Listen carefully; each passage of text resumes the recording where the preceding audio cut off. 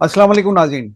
मैं हूँ रियाज आजिज। नाज़रीन, गुज़िश्ता रोज़ भी हमने बात की थी नरेंद्र मोदी के इजराइल के दौरे के हवाले से, और आज भी हम इसी को अपना मौजू बना रहे हैं।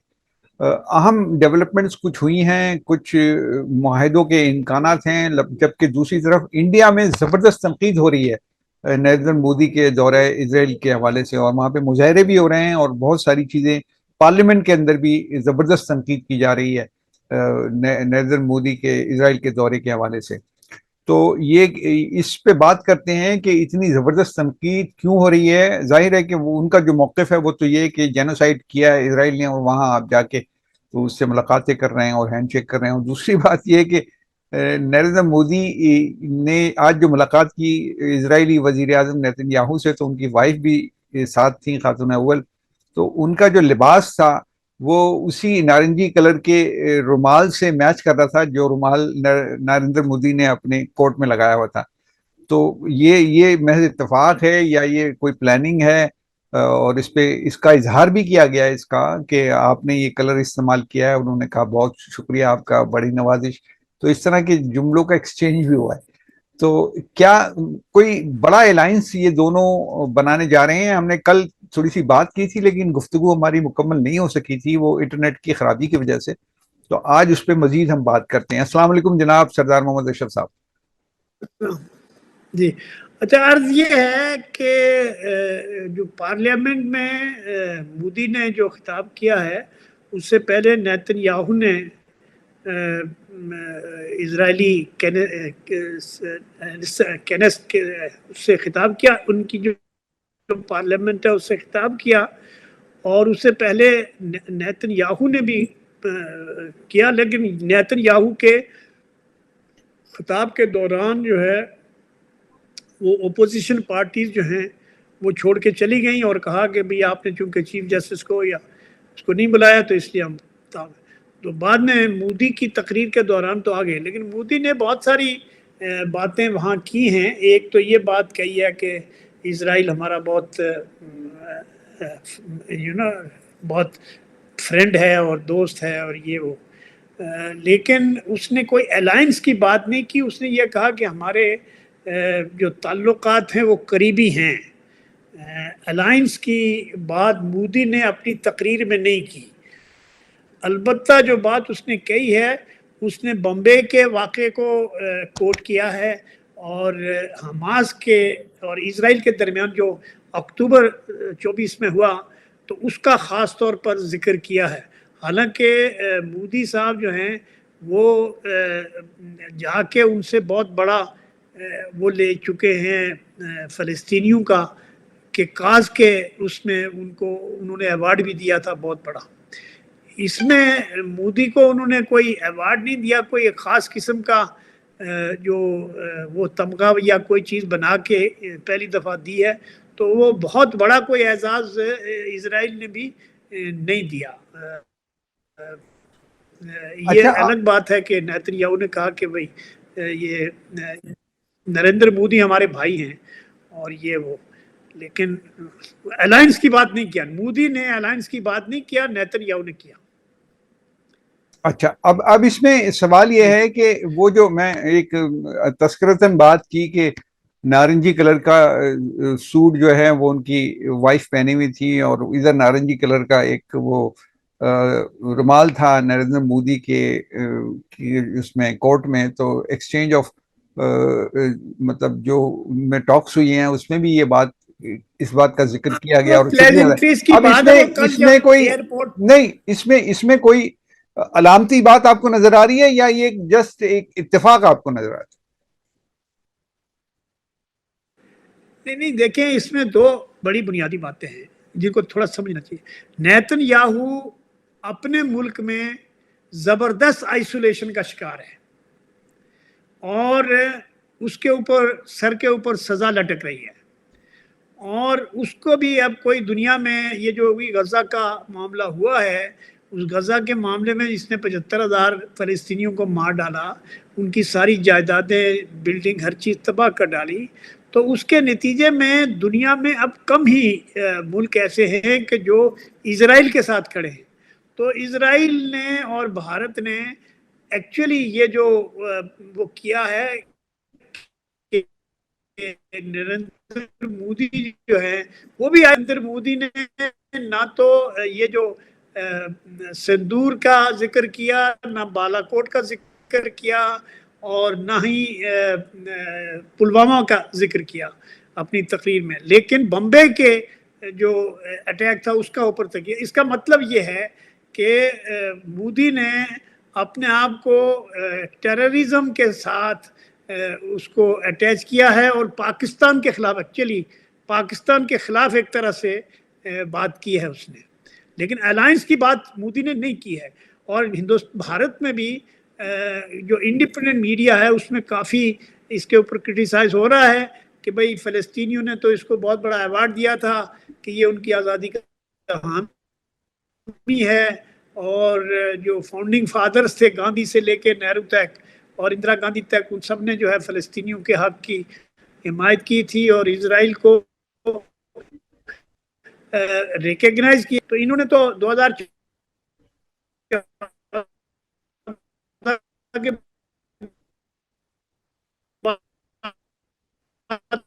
तो बहुत डेवलपमेंट हुई है, इसराइल के ये नज़दीक आए हैं। और जो दूसरी बात हुई है वो जासूसी का जो ऐप है वो भी दिया उसको। दूसरा ये है कि जो मकबूजा कश्मीर में जो कुछ भी कार्रवाइयाँ हुई हैं उसमें उसका जो पैटर्न है वो वही है जो नेतन्याहू का गजा के लोगों के साथ या फ़लस्तीन के लोगों के साथ है। तो इस तरह से ये दो हम ख्याल लोग हैं ना, दो लोग ऐसे हैं जो हम ख्याल लोग हैं। ये वो हिंदुत्व का वो है, और ये जो भी जुडाइज्म की बात करता है या वो अल्ट्रा राइट की बात करता है। तो ये बातें हुई है, तो उसने आइसोलेशन से निकलने के लिए कोशिश की। वो बहुत इंपॉर्टेंट है नरेंद्र मोदी के लिए, क्योंकि अच्छा एप्स्टीन जो इसमें है एक और वो इसमें एक और सवाल ले लीजिए ना आप। वो ये कि नरेंद्र मोदी, आप खुद कह रहे हैं आइसोलेशन का, यानी भारत आइसोलेशन का शिकार है, खासतौर से अमेरिका से ताल्लुकात में कशीदगी अभी बरकरार है, अभी वो लेवल नहीं आया है कशीदगी की बहाली का या खत्म होने का। तो फिर अब इसमें आप समझते हैं कि क्या नेतन्याहू इसमें ब्रिजिंग कर सकते हैं डोनाल्ड ट्रंप और नरेंद्र मोदी के दरमियान? देखो, पहली तो बात यह है कि नरेंद्र मोदी ने असेंबली की कार्रवाई छोड़ के गया और जाके ट्रंप को कॉल किया कि मुझे आपका जो है ये जो प्लान है वो मंजूर है। जो भारत और अमेरिका के दरमियान जो एग्रीमेंट का फ्रेमवर्क है उसको इसने कबूल किया खुद, और ये जानते हुए किया कि अमेरिका में जो है वो supreme court, American supreme court में हेयरिंग चल रही है, और जिसमें बाद में 2 दिन बाद ही सुप्रीम कोर्ट ने कहा कि ये उसको ट्रंप को जो है कानूनी हक नहीं है और वो ऐसा कर नहीं सकता। ये टैक्सेशन बगैर पार्लियामेंट की मंजूरी के, कांग्रेस की मंजूरी के बगैर ये टैरिफ नहीं लगा सकता। तो अब उसके जवाब में उसने कहा कि मैं 10% लगाऊंगा, फिर 15%। तो लेकिन इंडिया में ये हो रहा है कि भाई आपने तो टेक्सटाइल को बैठा दिया है, क्योंकि अमेरिका ने कहा कि आप टेक्सटाइल, इंडियन टेक्सटाइल के ऊपर 18% ड्यूटी लेगा, और इंडियन टेक्सटाइल के ऊपर 18% ड्यूटी लेगा। और दूसरा ये है कि अगर बांग्लादेश से वो 0% है, क्योंकि बांग्लादेश अमेरिका से जो है वो टेक्सटाइल की जो है चीज़ें खरीदेगा तो उसको 0 टैक्स पे वापस अमेरिका लेगा। तो इससे काफ़ी शोर है। दूसरा जो एग्रीकल्चर के ऊपर इसने कहा कि एग्रीकल्चर गुड्स के ऊपर इसने ड्यूटी फ्री कर दिया है, जिससे की वजह से जो भारत का जो एग्रीकल्चरिस्ट है, जो किसान है, वो बुरी तरह से इससे मुतासर हो रहा है। तो ये भी हो सकता है कि नेतन्याहू जो है वो उसके, चूंकि ट्रंप के साथ इनका ख्याल है, क्योंकि ये पहले जब ट्रंप से मिलने गए थे तो उससे पहले ये उस एप्स्टीन से मशवरा लेके तो इजराइल गए थे और वहाँ इन्होंने डांस वांस किया था, तो जिसको ट्रंप ने पसंद किया था, और उसके बाद इनकी दोस्ती वोस्ती हो गई। तो अब ये हो सकता है कि एक तो ये एप्स्टीन वाली फाइलें अभी निकली 30,000 के करीब या 35,000 के करीब पेजेस जो हैं वो अभी तक जो है वो उसमें है, और 35 लाख जो सर, है 35 वो लाख इजरायली एजेंट था। हाँ, 35 लाख पे वो फाइल। 35 लाख, हम्म, 30-35 लाख या। हम्म, तो एप्स्टीन जो है और उसकी जो गर्लफ्रेंड थी, वो दोनों इसराइल की मोसाद के खास नुमाइंदे थे। ये खासुल खास नुमाइंदे थे दोनों, और इसीलिए वो काफ़ी चीज़ें जो हैं वो इसराइल के पास होंगी, क्योंकि बहुत सारी चीज़ें जो वहाँ जी अमेरिकन अटॉर्नी जनरल ने या उनका जो डिपार्टमेंट ऑफ जस्टिस है वो निकाले हैं, उसमें भी अभी 35 लाख बाकी हैं, नहीं निकाले। तो अब ये शायद ये इनको घबराहट हो रही है, क्योंकि इसका इनका एक वजीर भी और वो जो बिजनेसमैन है वो भी इन्वॉल्व है, और वो प्रॉपरली निगोशिएशन करता रहा है, और वो जो वजीर है वो इनका करीब तरीन वजीर है। तो इसलिए मुझे तो ऐसा लगता है कि उसने कोशिश की कि थोड़ी सिफारिश कराए ट्रंप को कि मेरे साथ थोड़ी हमदर्दी करें, मैं मुश्किल में हूँ। अच्छा, लेकिन ये बहरहाल तो जो है ये ठीक है तो पॉइंट आपका लेकिन बिल्कुल। जो अब इसमें इसमें एक सवाल और है ना सर, कि इस पूरी सूरत हाल में कि जब ट्रम्प साहब वो तारीफें कर करके नहीं थकते पाकिस्तान के वजीर आजम की और पाकिस्तान के आर्मी चीफ की, तो इस सूरत हाल में ये कोशिशें कोई कारगर साबित होंगी, या ये सिफारती मामला हैं और ट्रम्प का अंदाज गुफ्तगू ही ऐसा ही वो सबको खुश करना चाहता नहीं नहीं, हम देखो वो कहते हैं कि वो एक ऐसा वो जो है मिसाइल है, है ट्रम्प?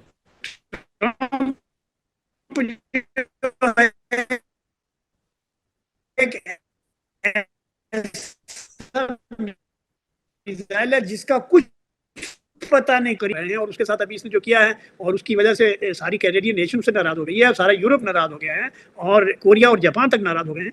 तो इसलिए वो ट्रंप जो है वो ईगोइस्टिक है, वो हमेशा अपनी बात करता है, उसको किसी की परवाह नहीं है। वो हमें मेरे ख्याल से दुआ मांगनी चाहिए कि ये हमें प्यार प्यार से बुला रहा है, और पीछे जो है वो अफगानियों को हमारे खिलाफ इस्तेमाल ना कर रहा हो, क्योंकि हम्म, इसराइल का काफी इन्फ्लुएंस हो गया है अफगानिस्तान में, मैं आपको शायद पहले भी बता चुका हूँ।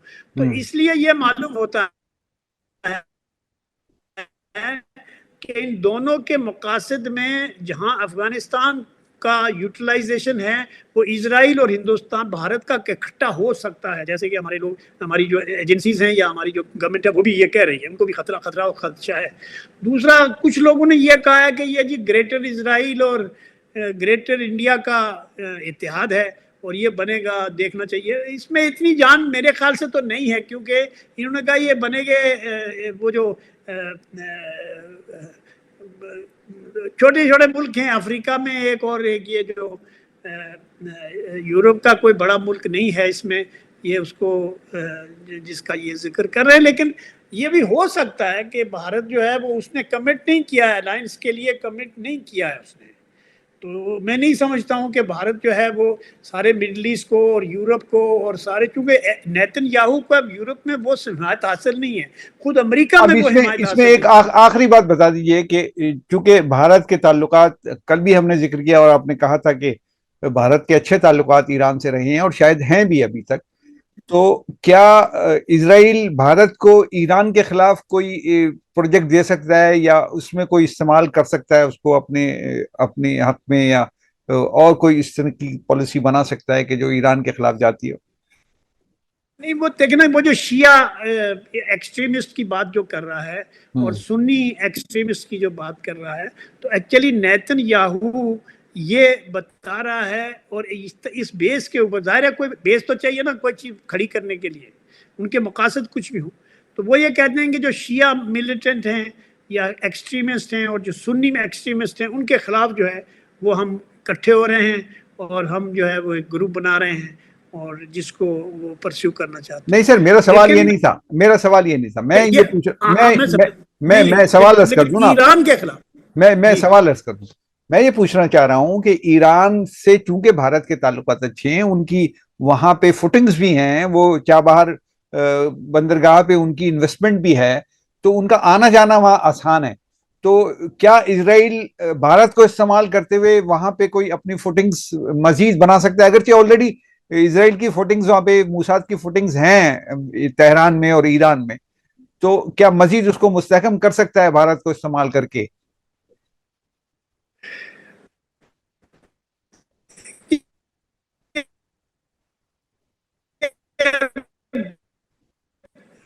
भारत से ज्यादा ईरान में जो भारत की लोग हैं और कतर में जो भारतीय लोग रहे हैं उनके ऊपर भी इस तरह के इल्जाम आए हैं। लेकिन एज ए स्टेट मैं नहीं समझता हूँ कि भारत जो है वो इस तरह से खुल के जासूसी करेगा या खुल के ईरान के खिलाफ। देखो, ईरान और अमेरिका के दरमियान ताल्लुकात अभी नॉर्मल एग्रीमेंट हो जाएगा। मेरा ये वो आप पहले दिन से कह रहे हैं, आप पहले दिन से कह रहे हैं। तो ये मायदा हो जाएगा तो इनका क्या है, ये क्या करेंगे, ये क्या करेंगे? वो तो जब मायदा उनका हो जाएगा, क्योंकि ईरान को जरूरत है अपनी इक्तिसादी मामलात को ठीक करने के लिए, सियासी मामलात को ठीक करने के लिए स्टेट के करने उस आइसोलेशन से निकलना पड़ेगा ना। तो उसके लिए जरूरी है। और अब इजराइल के अंदर भी दमखम नहीं है लड़ने का, जो बेशक बात करते हैं। इसने जो डिफाइन कुछ अलायंस किए हैं, जो ड्रोन्स वगैरह, उनका जो गोल्डन डोम है वो उसकी टेक्नोलॉजी ये ले रहे हैं, और भी कुछ ना कुछ टेक्नोलॉजी ये जो AI की है उसके अंदर वो तावन करना चाहते हैं।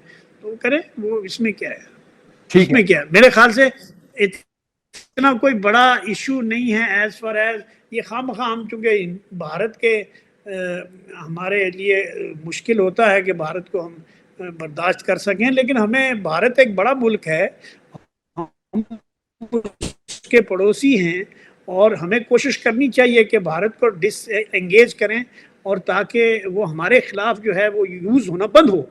देखिए ना, डायरेक्ट तो लड़ाई हो नहीं रही है, ये थ्रू प्रॉक्सीज हो रही है।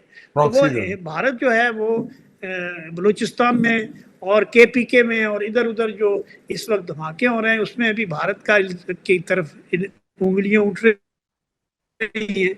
क्या है कि ये उंगलियां तो उठ रही हैं, हालांकि रूस ने कह दिया है कि अफगानी 23,000 जो है वो ट्रेंड जो है लोग उनके पास हैं। तो ये इसलिए मैं नहीं समझता हूँ कि ये, लेकिन कोलैबोरेशन हो सकता है अफगानियों का और अफगानियों के साथ भारत का, और भारत का और इजराइल का अफगानियों के मामले में। और ये अफगान जो बागराम का एयरपोर्ट है उस, लेकिन पाकिस्तान को देखें, पाकिस्तान को अपनी पॉलिसी बहरहाल बदलनी पड़ेगी, क्योंकि अभी जो पाकिस्तान ने ये कहा कि ये गजा की उस पीस उसमें गए हैं, उसको मुसलमानों का नेटो वेटो तो कुछ नहीं है यार, मुसलमानों के पास क्या है, कुछ भी नहीं।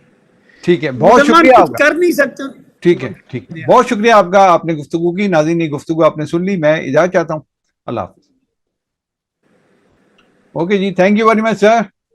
ओके जी, अल्लाह हाफ़िज़। मैं आपसे थोड़ी देर में बात करता हूँ, आपसे थोड़ा। मैं ठीक है, ओके।